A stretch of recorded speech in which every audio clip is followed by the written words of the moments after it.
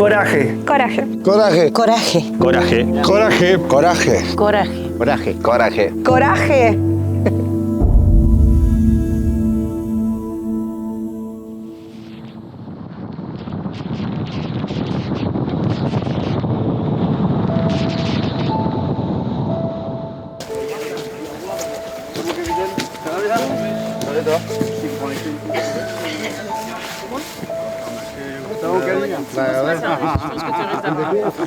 T'as bien dormi? Non. T'as dormi? Y'a pas de lune? T'as eu une avance, t'as bien dormi? Ça va? Non, ça va être cool. Ouais, carrément. Ouais.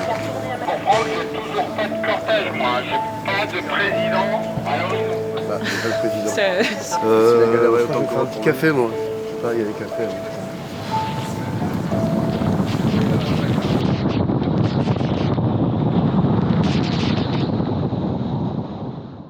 Bah, la décision de repartir sur le Vendée Globe après la victoire en 2021, elle a été assez vite prise parce que quelques semaines après, même quelques jours après la ligne d'arrivée, mon partenaire Maître Coq m'a demandé ce que j'allais faire dans les 4 années à venir. On a vécu une victoire que le Covid nous a un peu volé. Donc l'envie de repartir, entre nous, on se l'est dit, et très rapidement elle est venue. On a proposé à Yannick que tu es prêt à repartir. Et il nous a dit, bah écoute, je vais réfléchir, tu me donnes 3-4 semaines et je te répondrai. 3 jours après, il nous a rappelé. Et la condition que j'ai posée, c'était de pouvoir repartir, mais sur un bateau plus performant. J'aurais proposé de construire un nouveau bateau. Je me suis toujours plaint d'avoir des petits foils. En rigolant, je disais des ailes de poulet. Et j'ai voulu avoir des ailes d'albatros. Du coup, on a fait un foiler plus puissant, plus performant. Parce que moi, le défi technologique m'intéressait tout autant que de faire le tour du monde, que le côté aventure. Et j'ai la chance d'avoir une équipe professionnelle autour de moi.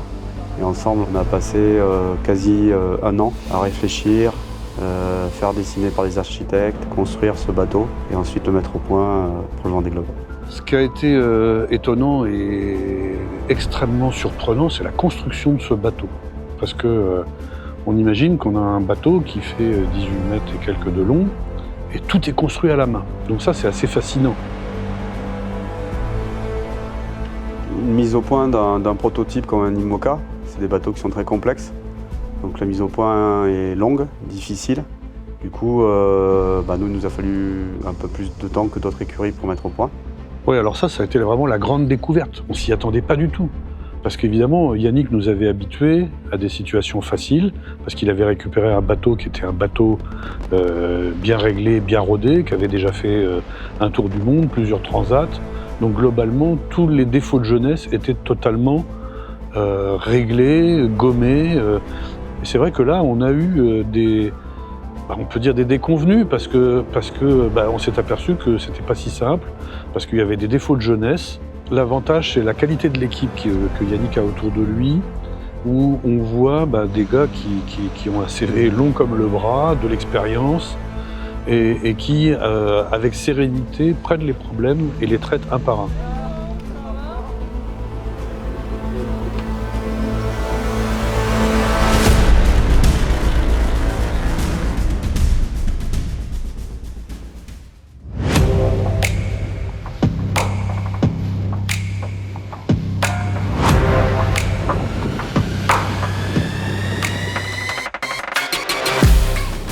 L'arrivée de la route du Rhum, où j'ai récupéré mon Yannick, qui était dans un état physique et mental qui était un désastre. Je suis arrivé, j'étais démoli, quoi. Après avoir gagné le Vendée Globe où j'étais au sommet, je me suis retrouvé au plus bas, si tu veux, tout ça pour aller chercher une qualification le plus tôt possible dans le programme. Et c'est vrai que ça a été que ça. Il y a eu l'accident de vélo, par exemple, où pendant un an, j'ai dû arrêter, ou 6 mois de naviguer.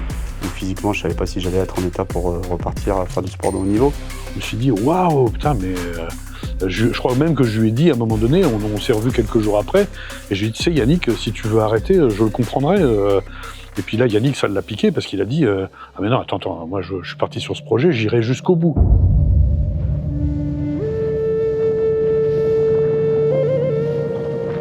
C'est un métier d'aventure, donc on découvre toutes ces anomalies qui arrivent. Puis les problèmes se règlent les uns après les autres, et là, patatrac, Transat Jacques Vabre, Yannick m'appelle, il me dit j'ai déchiré la grand voile. Et puis il me rappelle après en me disant bah, écoute, on a inspecté la coque et puis on s'aperçoit qu'il y a des grosses ruptures dans la structure. Il m'envoie les photos et là je fais waouh. Je dis Yannick, écoute, moi on fait pas ce sponsoring-là pour envoyer les copains au casse-pipe. Hein, la sécurité avant tout, donc tu prends la décision, moi je te suis. Et il a pris la décision. En termes de performance, on est déçus parce que lorsqu'on a cassé, on était quand même 4e, ce qui était plutôt de bon augure pour la suite de la Jacques Vabre.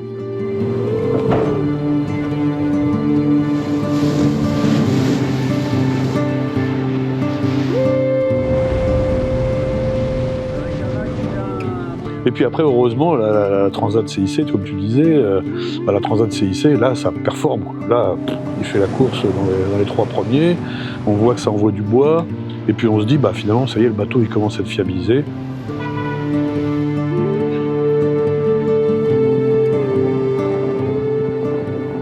J'ai pris un plaisir énorme dans cette course et je suis arrivé ici à New York, j'étais en pleine forme, j'avais envie de continuer, il me tardait de repartir et donc c'est plutôt positif puisque le bateau est arrivé avec 0 souci de structure, 0 problème.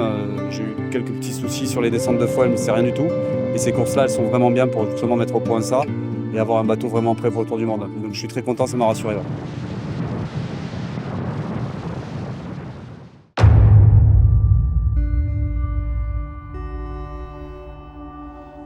Non, tu pars pour 3 mois, tu pars seul, tu largues les amarres, tu quittes la terre, tu quittes ta famille, tes proches, il y a beaucoup d'émotions. Le départ du Vendée Globe, d'abord une émotion intense, des larmes, tout le monde pleure sur le peloton, les enfants, notre attaché de presse, moi, tout le monde.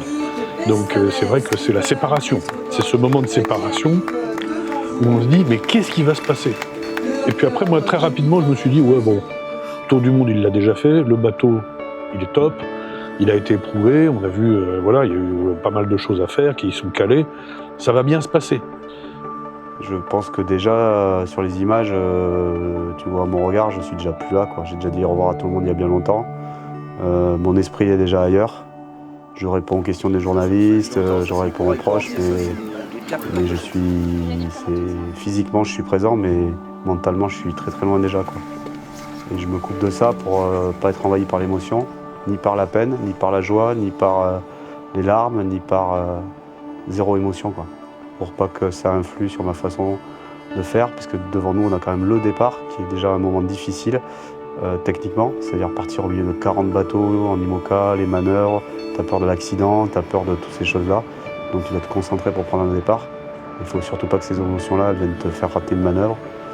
T'as tout le monde qui te regarde, t'as les télés qui te regardent, t'as le public qui te regarde. Donc moi je suis concentré sur ce moment-là et pas sur le fait de quitter le ponton et de dire au revoir, quoi. J'y retourne pour en profiter, quoi. J'ai envie de profiter de ça, ouais, de revivre ce que j'ai vécu de fort, d'aller chercher ces moments d'adrénaline.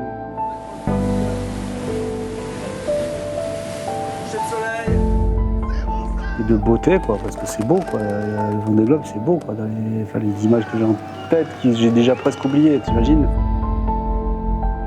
J'ai pas peur de perdre, même si je perds le prochain Vendée Globe, c'est pas grave. Peut-être que j'ai 1% de chance de le gagner, mais je vais le tenter. Ce serait con de passer à côté quand même, non ? La solitude, j'ai décidé qu'à ce moment-là, je vais être seul, quoi. Tu vois, ça n'a rien à voir avec la solitude de personnes âgées ou autres qui vivent seules avec personne qui vient les voir. Tu vois, ça, c'est la vraie solitude qui doit être très dure à vivre. Et la solitude que nous, on vit, c'est la solitude qu'on a choisie parce que dans des moments dans ta vie, tu es obligé de te regarder toi-même, de te retrouver.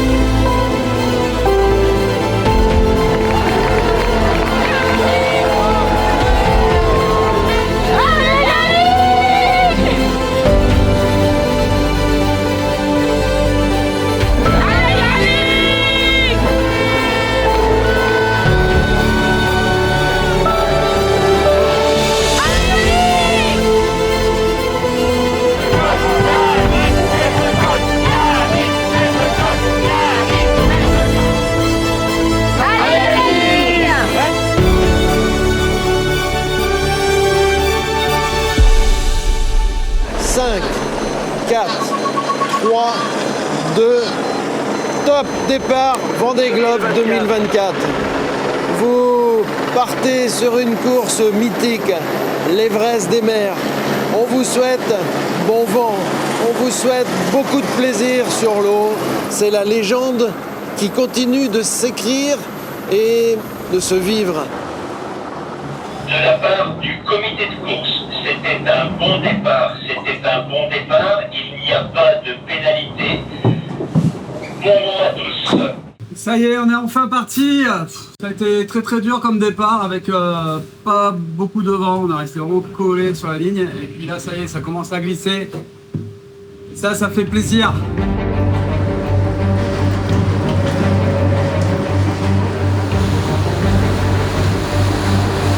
Personne sur Ovalet, on peut voir les bords à bord avec Boris Herman derrière là-bas.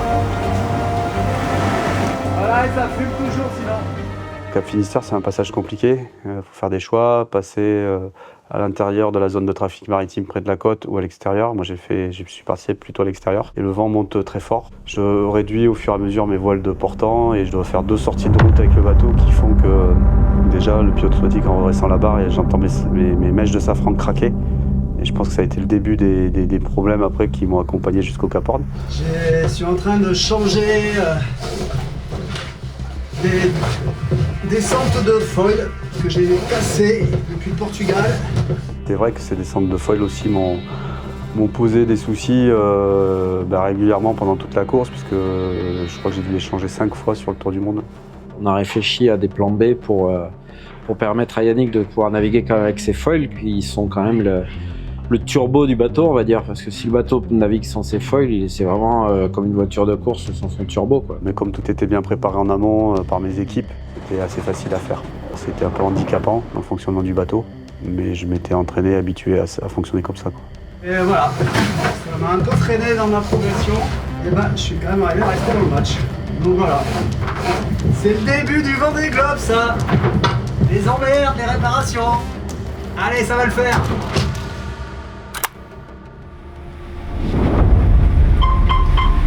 À la bagarre avec Johan Richomme maintenant. Waouh. Là, j'ai vraiment senti que c'était vraiment une régate planétaire. On avait passé un step, quoi. On était tous à 100% du potentiel de nos bateaux. Fallait être à fond pour faire la différence, marquer les esprits, prendre l'ascendant psychologique sur les autres.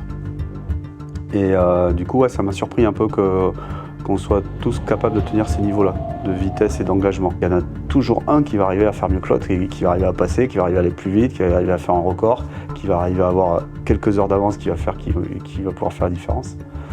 Donc ça, c'est des choses, avant tu voyais pas, quoi. Un journaliste m'a appelé un jour et je lui ai répondu, je lui ai dit mais regarde, dans les 10 premiers, les 10 skippers, ils ont tous gagné une grande course. Certains avaient gagné plusieurs fois le Solitaire du Figaro, certains la Route du Rhum, moi le Vendée Globe, enfin on avait tous connu la victoire. Et quand tu as connu une fois la victoire, c'est un shoot d'adrénaline, ça. Tu as envie de reconnaître encore la victoire. Et il n'y avait que des vainqueurs de quelque chose qui étaient là dans les 10 premiers, quoi.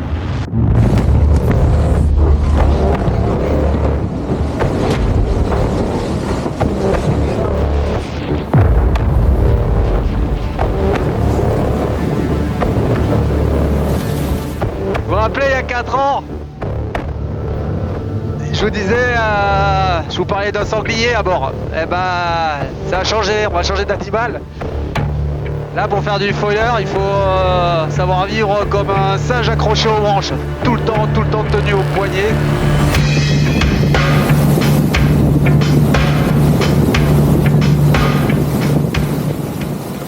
C'est pire, parce que tu as un bateau qui va encore plus vite. Et puis on va plus vite dans des mers autant défoncées, quoi. Donc les chocs ils sont beaucoup plus violents à bord, quoi. Donc ouais, tu es obligé de t'agripper, de te tenir par les bras, par les mains, par ce que tu peux. Le seul moyen, l'endroit où tu es en sécurité, c'est quand tu es assis dans ton fauteuil, où là tu es à moitié sanglé dans ton fauteuil de rallye, monté sur ressort. Mais dès que tu bouges de ce fauteuil-là, tu sais que tu prends des risques, quoi. Parce que le bateau il fait des embardées dans tous les sens et tu peux te faire mal. Donc ouais, tu vis comme un singe accroché aux branches, quoi. Du coup, tu reviens, tu as des jambes, elles sont grandes comme ça, tu as des bras, ils sont gros comme ça, puis tu es tout le temps comme ça.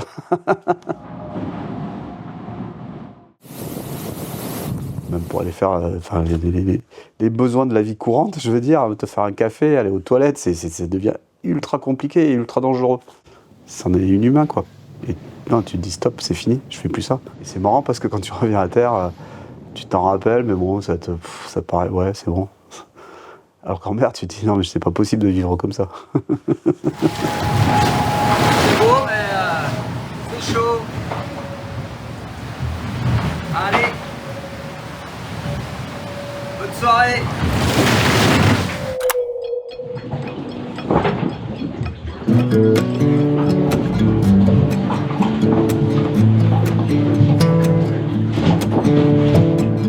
Maintenant, on navigue dans des bateaux enfermés. Et par rapport à la vitesse du bateau, à l'aérodynamisme, à l'hydrodynamisme, on est obligé, quoi. Du coup, les différences de température, la chaleur, tu la sens dans une boîte en carbone noire. Ça chauffe beaucoup dans ces zones chaudes. Et c'est moite, c'est chaud, tu transpires quand tu manœuvres, quand tu tournes tes manivelles, quand tu manœuvres tes winches. C'est difficile. Puis t'as pas forcément de l'air frais non plus à respirer. Par contre, t'es plus en sécurité parce que t'es enfermé, t'es protégé. Il y a des avantages aussi à ça, quoi. Mais c'est moins la voile à l'ancienne où tu levais la tête et tu regardais les nuages, quoi. C'est moins contemplatif et puis tu peux aussi t'éloigner un peu des éléments naturels, quoi, tu vois. Ce côté un peu instinctif où tu sens la nature parce qu'elle est à côté de toi. Là, t'es enfermé dans un bateau, si t'as pas l'électronique qui te donne la vitesse, le sens du vent, t'es incapable de barrer ton bateau quand t'es enfermé dans un bateau. Ils sont plus là les nuages. À toi la lune.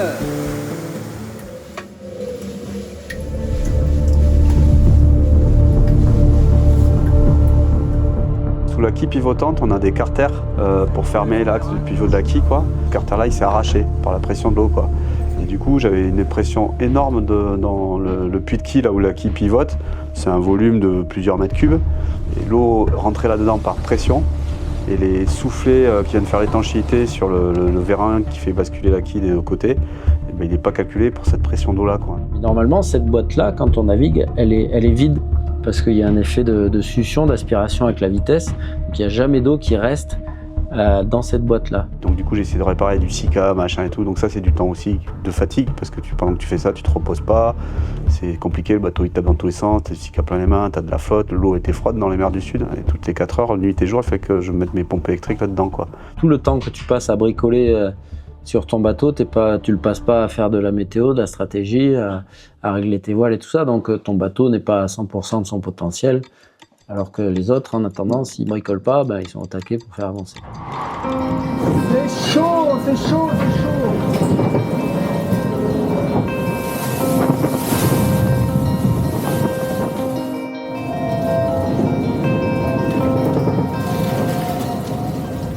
On a descendu l'Atlantique Sud très très rapidement, très vite, avec des records sur 24 heures qui tombaient tous les jours. Et moi j'ai eu du mal à suivre le train. Déjà j'ai dû m'arrêter 2 heures. Et là par contre à Renette pour réparer encore des downlines de foil. Et à 25 nœuds de moyenne, 2 heures c'est 50 000 que tu prends. Et je me rappelle très bien, j'étais avec Charal, Jérémy Béhou, côte à côte. 50 000 je perds en 2 heures pour changer une downline de foil. C'est beaucoup 50 000 nautiques. J'ai eu des petits soucis techniques qui m'ont valu quelques arrêts. Notamment une trappe qui s'est ouverte, une trappe de quille qui s'est ouverte à l'intérieur du bateau. Je suis obligé de m'arrêter 2 heures pour la réparer, recoller, des descentes de foil qui ont cassé 2 fois. Bon, mais ça, c'est le lot de ce Vendée Globe. Voilà. Et puis c'est Safran qui commençait aussi à faire du bruit, à mal barrer le bateau. Donc je commençais à avoir des petits soucis qui faisaient que la performance de mon bateau n'était plus à 100%. Et ça m'a handicapé parce que là c'était au pouillème de détail. Et tu perds un petit peu et au lieu de me retrouver dans le groupe des 3-4 premiers, je crois qu'à un moment donné j'étais 4e, je me suis retrouvé dans le groupe des 5, 6, 7 et à quelques heures près, la dépression monstrueuse dans l'océan Indien, tu rates la porte, quoi. Et les quelques heures près ça se transforme en un détour de 500 000 nautiques pour passer au nord, quoi.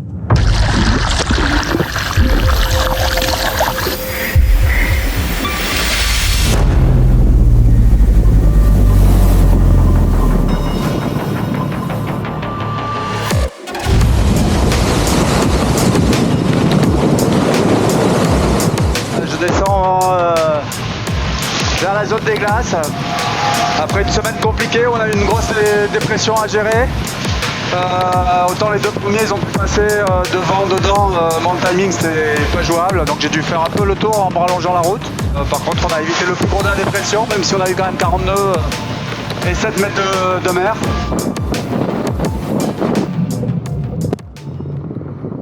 C'était une dépression qui était assez monstrueuse, assez grosse à l'échelle de l'océan Indien. Donc du coup, ça nous a rallongé la route, ça nous a fait perdre beaucoup de temps et le Vendée Globe, du moins la victoire du Vendée Globe, elle s'est jouée là pour nous, quoi, enfin pour tous les poursuivants.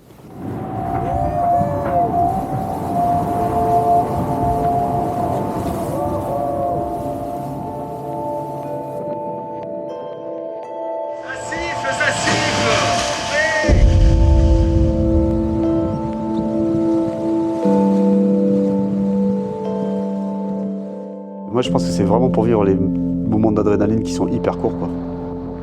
La vitesse, parce que des fois, tu as des vitesses, tu es sur foil et tout, tu as de l'adrénaline. Hein, c'est comme un bon run, une bonne descente en ski, un bon run en planche, tu vois. Ce truc-là que tu prends en pleine gueule, là, ça, c'est l'adrénaline. Et puis les petits moments, quoi. Les moments du départ, le moment de l'arrivée, le public, des moments qui sont hyper courts. Et pour les vivre, il faut en chier pendant 3 mois, quoi.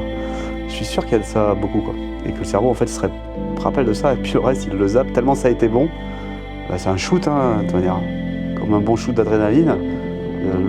Tout ce qui est mauvais, dangereux pour la santé, tout ça, tu l'oublies, et tu retiens que ce qui a été bon.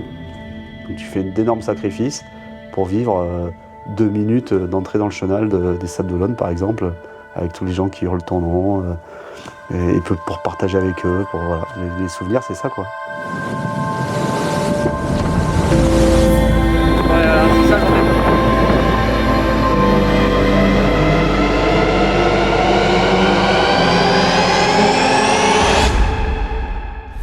C'est l'ambiance mer du Sud, là je vois à travers l'hublot une belle houle. L'océan Indien répond à toutes ces attentes, c'était ça il y a 4 ans.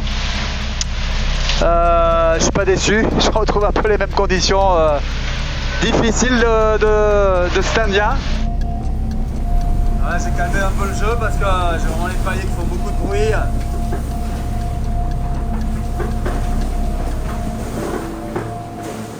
C'est vrai que ce problème de safran de bar, là, ça commence à m'inquiéter, et puis je vois bien que ça me ralentit dans ma performance, donc ça commence à m'agacer, quoi. J'en parle sans en parler vraiment. Donc on a tendance à cacher nos problèmes ou pas dire vraiment la vérité ou la totalité de la vérité pour pas surmotiver les autres autour de nous, quoi.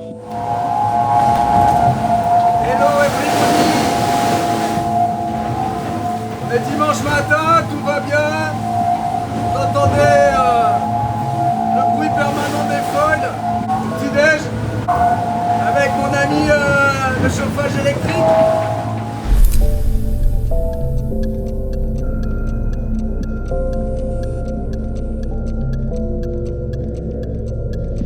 Ah, je pense que ça va aller mieux parce que le bouton était éteint, putain de bouton.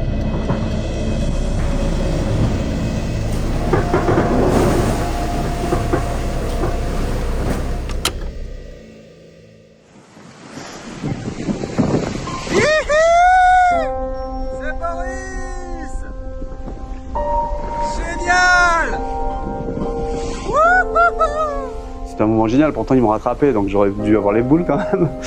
Et Boris est remonté de loin derrière. Quand on était en train de se faire un bâbord-tribord comme en régate entre 2 bouées, les bateaux, on est passé. Moi j'ai dû ralentir pour pas lui rentrer dedans, pour pas siéger derrière parce que j'avais pas la priorité. Genre, on s'appelle à la VHF, on se filme tous les deux. Je crois que je lui envoie ce que je filme sur WhatsApp et lui m'envoie pareil ce qu'il m'a filmé, tu vois. Donc c'est un moment merveilleux, et puis c'était assez marrant pour le clin d'œil parce que il y a 4 ans, on avait pas mal navigué dans les mers du Sud bord à bord, et puis là, on se retrouve à un croisement, alors qu'on aurait pu faire des routes complètement différentes quand même. C'est Miguel ? Oui, on avait 4 ans.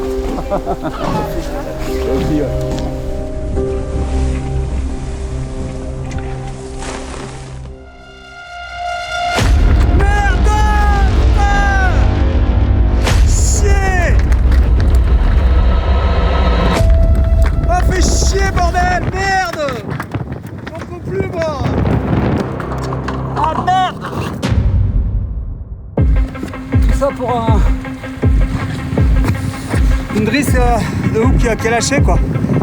Voilà. 2 heures à sortir de l'eau tout seul. Comme un âne. Putain. Ça daille. Tout le temps d'effort ruiné en 1 seconde. On est éclaté. Merde. C'est quoi le important quoi.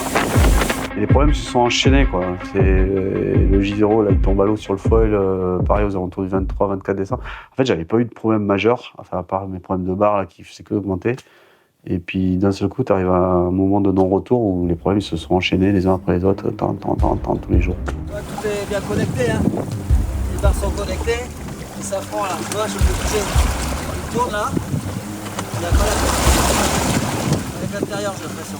La nuit du 27 au 28, c'était à peu près la même nuit que les autres, parce que quand on suit le bateau et qu'on est passionné, globalement, on regarde tous les pointages. Et là, je vois le bateau qui fait route vers la zone d'exclusion, à 1 nœud 5, et là, j'ai dit, c'est pas possible, il y a une merde. Je dérivais vers le sud, quoi. J'étais par 60 sud, par la limite des glaces, les vents forts me poussaient vers les icebergs, et des heures à la dérive. Et tu sais pas comment faire pour remettre le bateau cap à l'est ou au nord. Sachant qu'à l'époque, à ce moment-là, il y avait des creux de 5 ou 6 mètres, je sais plus, quelque chose comme ça. Il faut imaginer quand même, c'est un truc de fou. Avec un système de ficelles, de voûtes, avec des poulies, des renvois, des machins. J'avais déjà vécu ça il y a très très longtemps avec le bateau de Yves Parlier. J'ai essayé de refaire un système qu'on avait fait à l'époque et il se trouve que j'ai pu rejoindre le Cap Horn comme ça, quoi. Comme quoi l'expérience aussi, ça aide parfois.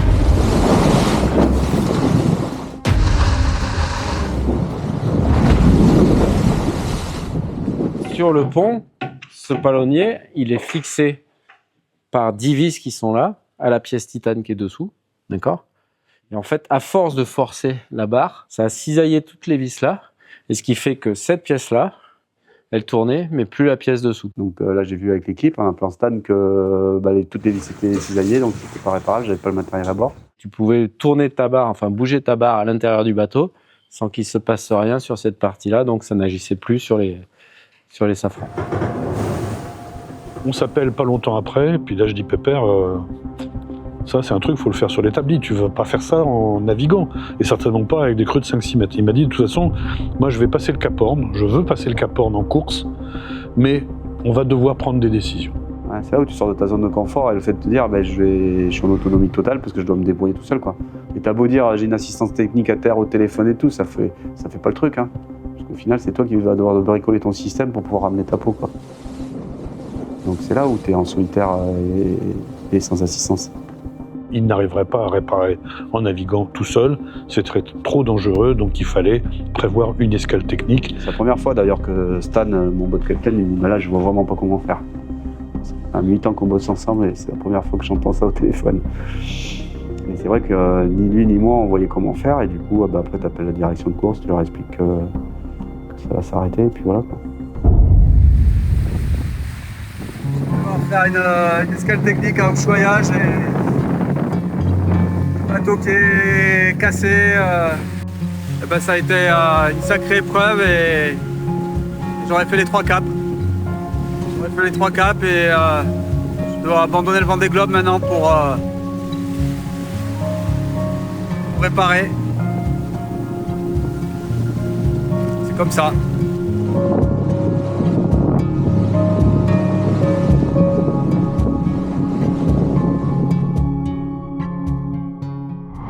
Malgré toutes ces galères, Yannick, ça reste quand même une journée évidemment importante pour toi. Toi qui fêtes ton anniversaire aujourd'hui, 52 ans, on voulait malgré tout ça, te faire une surprise en effet, puisque Daniel Auteuil est avec nous en direct, l'acteur aux 2 Césars. C'est d'abord Yannick, de tout mon cœur, tu es mon héros. Je t'aime de tout mon cœur, va te mettre à l'abri, fais-moi plaisir et je te souhaite un joyeux anniversaire. Je t'embrasse fort, fort, fort. Et tous mes vœux, tout mon courage à toi. Ciao. Merci Daniel Auteuil pour ces mots.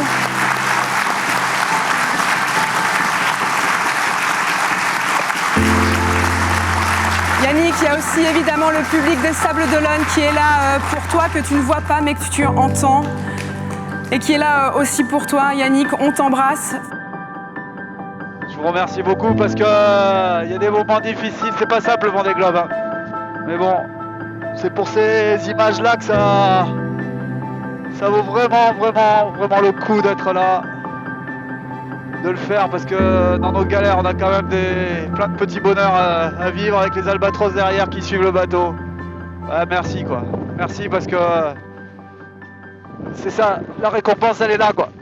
Ça c'est de la récompense, voilà.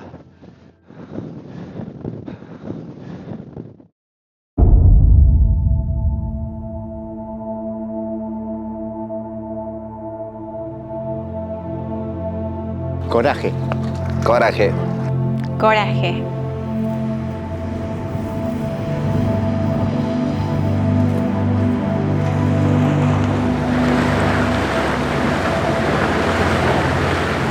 Voilà, on rentre dans le canal de Beagle en direction d'Ushuaïa. Ah bah dis donc. Un Vendée Globe qui se transforme d'une course en une sacrée aventure avec la découverte de la Patagonie. Donc c'est un moment particulier parce que c'est la première fois que je revois des côtes, des terres, des îles, que je parle à quelqu'un à la VHF extérieur au bateau, au projet, au Vendée Globe quoi. Et je sais que pourtant, pour moi, c'est la fin du Vendée Globe quoi. Donc c'est un moment un peu compliqué à gérer dans la tête quoi. Le Vendée Globe, c'est une histoire de vie, c'est une histoire d'une vie, même s'il a gagné il y a 4 ans. À partir du moment où le Cap Horn est passé et qu'on a envoyé les éléments à la direction de course, on a déjà repéré et trouvé la solution pour trouver un bateau accompagnateur qui vienne à sa rencontre à la sortie du chenal de Beagle. Brice qui fait des croisières antarctiques avec peau d'orange, il est venu me chercher à l'entrée du canal.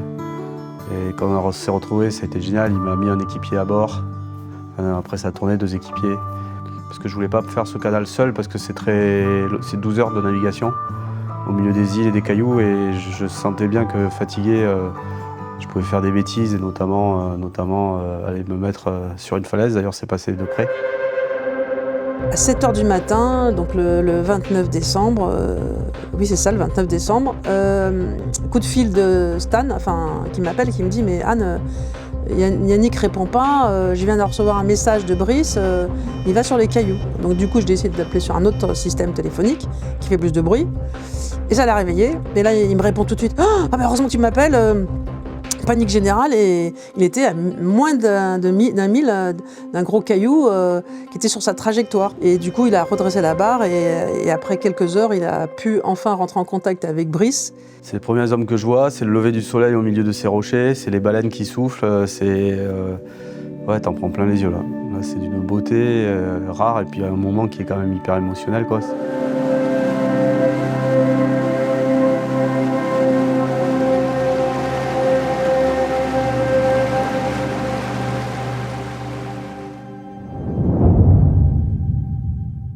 Pendant ce temps-là, toute l'équipe était en action pour regrouper le matériel à embarquer.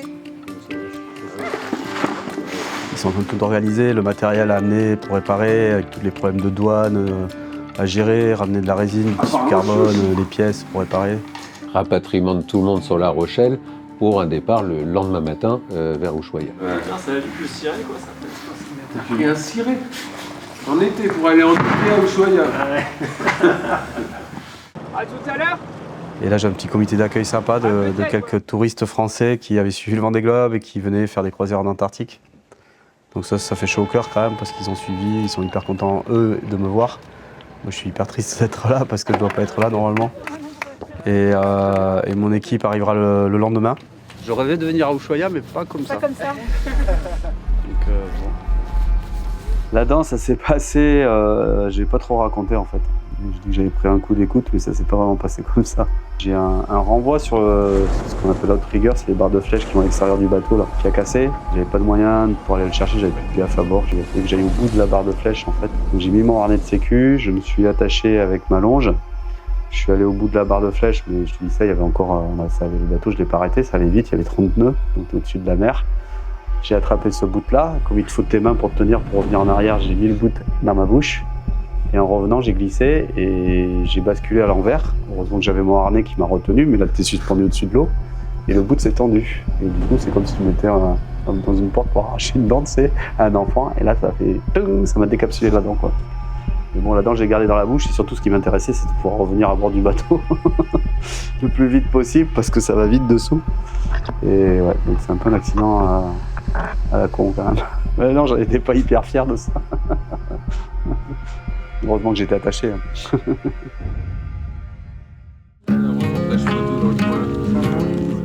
Donc l'équipe qui est formée là pour Ushuaïa, c'est un noyau de techniciens et navigants. Arnaud Chaigne, Yvan Choucla, Jean-Marie, Doris, moi-même et Ludo Bosser qui est notre responsable composite. Et le bateau était au mouillage et on s'est réunis, on a dit bon allez, qu'est-ce qu'il y a, comment on va attaquer le système, quoi. Tout a été très compliqué parce qu'il n'y a pas d'infrastructure comme chez nous, il n'y a pas de grue pour sortir le bateau de l'eau, le réparer. Donc on s'est dit, on va se débrouiller, on va la faire à la route, on sait faire. Les gens se sont proposés un Zodiac par-ci, un accès au bateau, des 120 mètres de bout prêtés par un autre bateau de charter qui a servi en fait à l'aide de corps morts dans le mouillage d'Ushuaïa, de venir avec un palan, prendre la tête de mât, tirer sur des blocs en béton qui sont immergés et coucher le bateau jusqu'à ce qu'on puisse atteindre la zone de réparation sous la carène. Ça, on trouve un plongeur à Ushuaïa qui plonge sous le bateau pour faire une expertise. C'est là où on se rend compte d'ailleurs que le bateau n'est pas délaminé que sur le bord et sur le côté, mais aussi sous la coque. Donc là aussi dans ma tête c'est bizarre parce qu'à ce moment-là je ne sais pas encore si je vais pouvoir réellement repartir, quoi. On a beaucoup échangé avec Yannick. Très vite, très tôt, il a pris la décision de repartir à la voile. Ce qui était vraiment bien parce que ça aurait été une erreur pour moi et pour lui, il l'aurait regretté toute sa vie. Donc très tôt, on s'est préparé à ça dès le moment où il est arrivé à Ushuaïa. Il n'a pas décidé à la dernière minute, donc psychologiquement, il s'y est préparé. Il faut que le bateau soit bien réparé, que ce soit fiable. Je pousse l'équipe à fond pour qu'on trouve les solutions le plus vite. Nous, en fait, on a poncé, on est revenu au tissu d'en dessous et on a reconstruit. Tu mouilles avec un rouleau, tu écrases avec un ébuleur et tu laisses sécher. Et ça passe de 5 à 49 ans là-bas. Ça doit être l'été, c'est quand même Ushuaïa. Donc les conditions un peu rudes. C'est quand même le bateau qui tient par un bout sur un corps mort et en dessous, on met 2 mecs en dessous dans un petit Zodiac pour faire du composite, quoi. Sacré travail, Ludo. Pendant ce temps-là, j'étais moi sur le système de barque qu'il fallait réparer. Yvan surtout le textile. Et puis dès qu'il y en avait un qui criait à l'aide parce qu'il fallait gîter plus ou moins le bateau, hop, tout le monde repassait sur l'autre poste.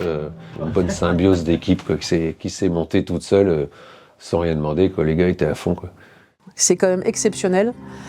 On a des gens extraordinaires avec des personnalités très fortes, mais très engagées. Et franchement, ils n'ont rien lâché avant, pendant et après. Ils ont vachement assuré, quoi, réparer en 6 jours ce qu'on a réparé dans les conditions, dans un petit garage du yacht club, paumé à Ushuaïa, si tu veux. C'était du bricolage, quoi, mais ça l'a fait. Et l'avantage, c'est qu'il fait jour de 4h du mat à 23h le soir. Ça fait des belles journées de boulot, quoi. Ouais, il est 23h, écoute, voilà. Merci. C'est ça qui fait mais ça. Si je mange, je vais pas pouvoir parler.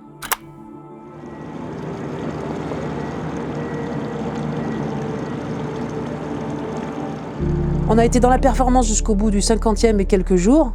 Puis, une fois qu'il a pris cette décision, on a été vraiment dans l'aventure. Ushuaïa, réparer, voilà, repartir. Ouais, la course, elle prend le dessus, on en oublie l'aventure. Et on est tellement professionnalisé, on est tellement sur la performance, on est tellement à se battre avec des niveaux qui sont tellement homogènes, qu'on oublie qu'on est en train de faire de la compétition dans un milieu qui est hyper hostile. Et c'est vrai que l'aventure, on la met de côté, quoi. On y pense moins, quoi. Quand on est en compétition, quand on est sur le Vendée Globe pour essayer de gagner. On accepte de subir la violence des océans, de la météo, parce qu'on est en course. Mais hors course, c'est quand même particulièrement difficile. Et donc, il faut vraiment un mental très fort pour accepter ça. Yannick avait déjà pris la décision, a dit bon maintenant, je m'en vais, je repars, et surtout, je repars en solitaire parce que je veux terminer mon tour du monde et je veux terminer mon aventure. Je suis très content et c'est aussi pour vous que je repars, pour vous faire vivre cette belle aventure. Action.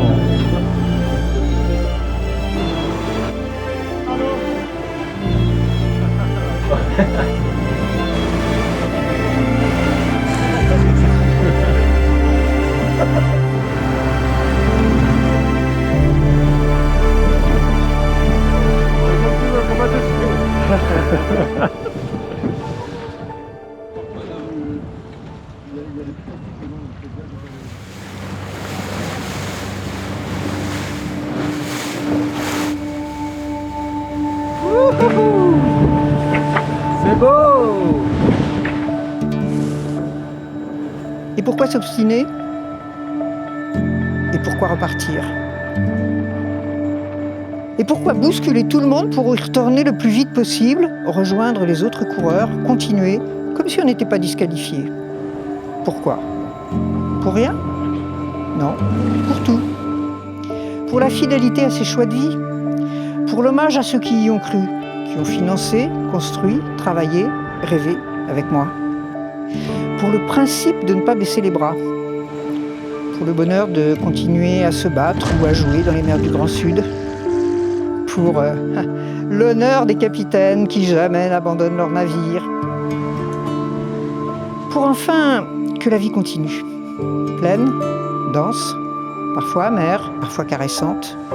Et puis enfin, pour qu'un jour, pour moi de février 97, je ramène mon bateau au Sable d'Olonne, comme prévu, et tout simplement.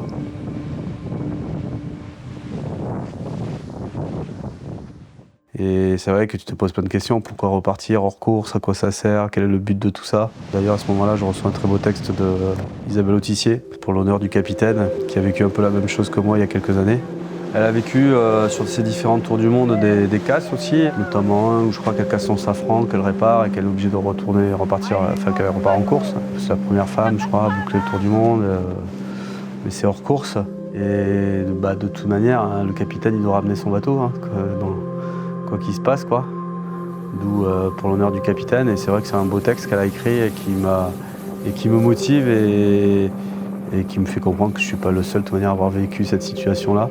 Et que ça peut me rendre plus fort aussi pour la suite, derrière, d'affronter ça et de le faire, quoi.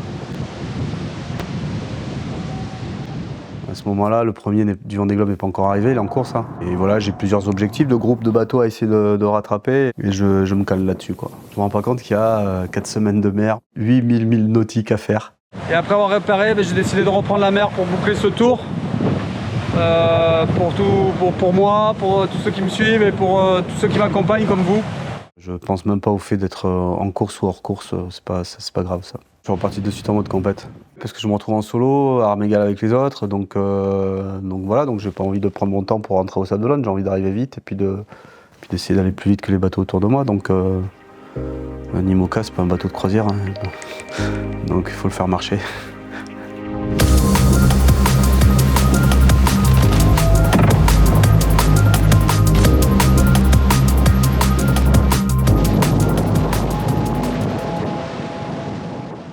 Et ouais, j'arrive assez vite à rejoindre le Cap Fréjus et après eux, j'ai le groupe de Jean Le Cam qui est devant moi aussi. Et là, je me prends pas la tête parce que les options sont tellement nombreuses et le vent tellement incertain sur les fichiers météo que je fais un bon tout droit. Et en fait, je passe à l'intérieur de tout le monde et je remonte quand même pas mal de bateaux. Ouais.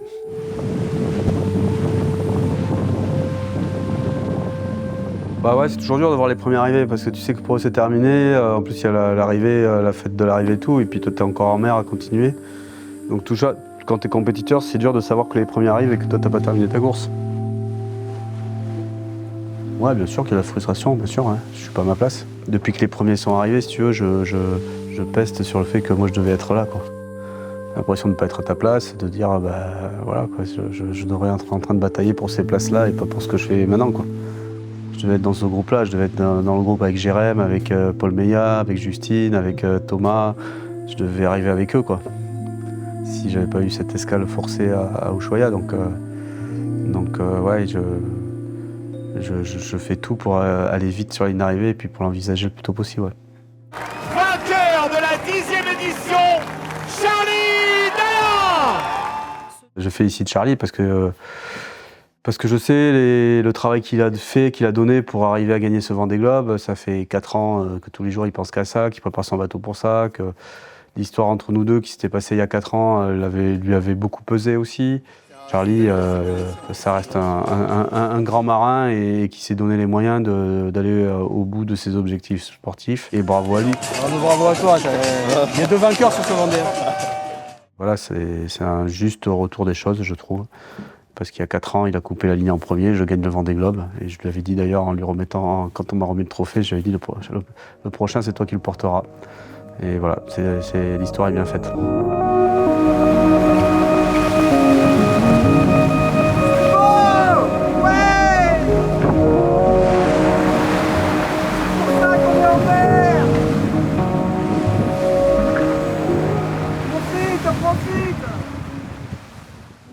Mais c'est vrai, quelque part, malgré cette escale, je me dis, bah, t'es quand même dans... Il y a quand même beaucoup de bateaux derrière toi, au final, quoi. Donc c'est pas trop mal, quoi. Enfin, si on avait compté ma position, j'étais 15e, je crois, sur 40 bateaux. Donc ça veut dire que malgré l'escale, malgré les soucis techniques, si on cumule tout, c'est 10 jours de perdus, quoi. Je termine le Vendée Globe à 84 jours, je ne me mets que 4 jours de plus que quand j'ai gagné, quoi, avec 10 jours de perdus. Donc on voit quand même que ça allait plus vite. Et le résultat, au final, il est pas mal, quoi. Enfin, route directe vers les Sables d'Olonne, à peu près direct, parce qu'il y a pas mal de petits changements météo sur ma route. Il arrive le dimanche, il fait un temps magnifique, et finalement, en ayant abandonné, bah, le capital sympathie du personnage de Yannick mais fait qu'il y avait plein de monde, parce que c'était l'attraction au Sable d'Olonne, en plein dimanche après-midi, et puis bah là c'était incroyable, quoi. La remontée du Chenal, j'ai eu la chance de pouvoir être sur le bateau avec Yannick, et il a abandonné, mais il a quand même fini son tour du monde. Il a réparé, en fait, il s'est arrêté pour réparer, et donc du coup ça l'a disqualifié, mais par contre il a quand même fini tout seul. Tu te poses toujours multiples questions. Pourquoi je pars comme ça tout seul? Pourquoi tous ces gens qui bossent pour moi? Pourquoi moi j'aille faire du bateau? C'est un peu égoïste tout ça. Et en fait non, parce que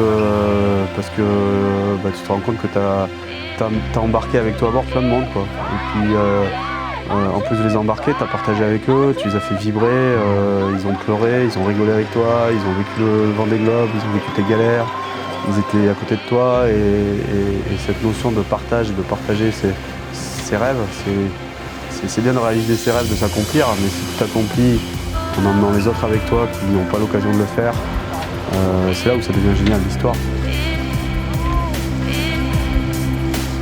Et là, ça tu le sens bien à l'arrivée, quoi. Que t'as pas fait ça pour rien, quoi. T'as pas fait ça que pour toi, t'as pas fait ça pour rien, t'as fait ça pour plein de monde. Et l'histoire du Vendée, elle est géniale pour ça.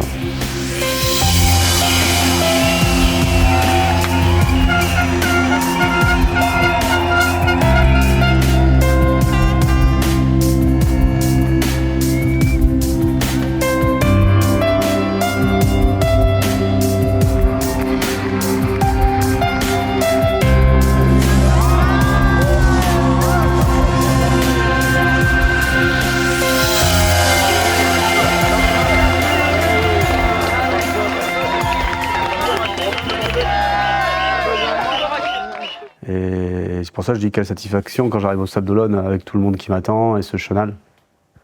C'est là où tu comprends vraiment que c'est cette solution-là qui était la bonne et c'est ça qu'il fallait faire, il fallait arriver au bout.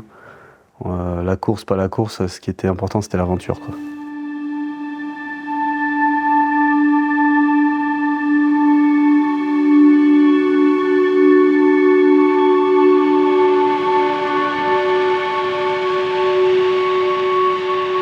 Le seul truc, ce que je vis à 50 ans, j'aurais voulu le vivre à 30 ans, quoi. Mais bon, après, tu refais pas l'histoire et il faut le temps d'arriver à s'accomplir, quoi. Mais c'est pour ça que je suis reparti, c'est que j'aurais voulu en prendre plus, quoi. Moi, j'avais vraiment envie de retourner en mer en solitaire, faire le tour du monde, quoi. C'était vraiment ma motivation. J'ai tellement couru toute ma vie pour ces projets, pour trouver des sponsors. Ça a tellement mis du temps à décoller pour moi. J'en ai fait des dossiers de recherche de sponsors, montage de budget. Rien n'a été simple, en fait. Il n'y a pas de déception dans ce Vendée Globe parce que j'ai vécu des moments forts. La victoire, c'est un moment fort. La réparation à Ushuaïa, repartir hors course, passer la ligne d'arrivée hors course, c'est un moment fort aussi, quoi. Donc j'ai vécu deux grands moments en fait, même s'ils n'ont rien à voir, ils sont diamétralement opposés. Mais c'est deux grands moments de ma vie. Et c'est pour ça que parfois on focalise beaucoup sur le résultat. Mais il n'y a pas que le résultat qui compte, il y a la manière et la façon de vivre les choses, quoi. Et moi j'ai vécu deux aventures énormes, quoi. Et c'est pour ça que j'ai pas de regret parce que je m'en souviendrai jusqu'à la fin de mes jours de ce Vendée Globe là comme du précédent avec la victoire. Il n'y en aura pas un qui prendra le dessus sur l'autre. Et voilà les gars. Salut Yannick et toi. Allez, à tout à l'heure. On a vu le bout. Ouais. Bravo Yannick. Ça va.